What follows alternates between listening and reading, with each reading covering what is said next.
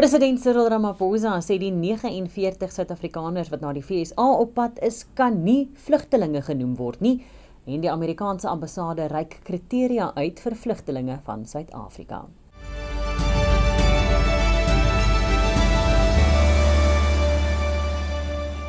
Dis 12 Mei, welkom by die Afrikaanse nuus. President Cyril Ramaphosa sê die 49 Afrikaners wat na Amerika vlug, word nie vervolg of sleg behandel in Suid-Afrika nie. Die groep het gisteraand vanaf die OR Tambo internasionale lughawe in Johannesburg na die VSA vertrek. Hy het vroeër vandag by die Afrika Forum vir uitvoerende hoofde gesê dat die groep mense volgens hom die land verlaat omdat hulle nie veranderinge in die land kan aanvaar en verwelkom nie. Hy meen die eerste groep Afrikaners pas nie by die definisie van die woord vlugteling nie, omdat vlugtelinge hulle land verlaat weens politieke, godsdienstige of ekonomiese vervolging. Ramaphosa sê intussen hy is vandag en môre in die hoofstad van die Ivoorkus, Abidjan, waar hy Suid-Afrika sal bemark as 'n voorkeur beleggings- en handelsbestemming. Die Afrika Forum vir uitvoerende hoofde is 'n jaarlikse byeenkoms wat 3000 uitvoerende hoofde, staatshoofde en beleggers byeenbring vir beleggingsgeleenthede.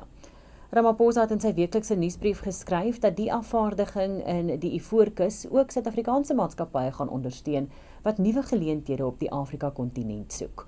Volgens Ramaphosa moet Suid-Afrikaanse besighede aan die voorpunt van die transformasie van Afrika se ekonomie wees.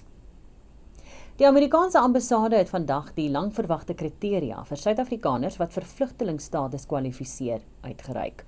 Volgens die ambassade werk die Amerikaanse departement en vennote saam om te bepaal of Afrikaners en ander benadeelde minderhede wat slagoffers van rassediskriminasie is, vir hervestiging kwalifiseer.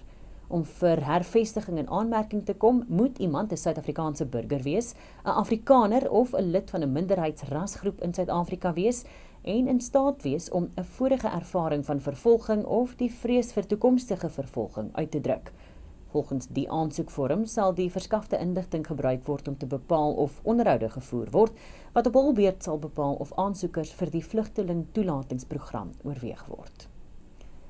Suid-Afrika se grootste voedselprodusent, Tiger Brands, het skikkingsaanbiedinge gemaak aan sekere slagoffers van die listeriose uitbreking in 2017. Die aanbod is gemaak aan slagoffers wie se infeksies geneties verbind kon word met die stam wat in Tiger Brands se Enterprise fabriek gevind is. In 'n handelsopdatering van die genoteerde maatskappy sê Tiger Brands dat die skikkingsaanbiedinge deel vorm van 'n alternatiewe plan om 'n einde te maak aan die voortgesette litigasie. Die wêreld se dodelikste listeriose uitbreking het Suid-Afrika aan die begin van 2017 getref en meer as 200 sterftes tot gevolg gehad. Dankie dat jy saam gekyk het. Volg gerus Pretoria FM op alle sosiale media kanale. Groete tot môre.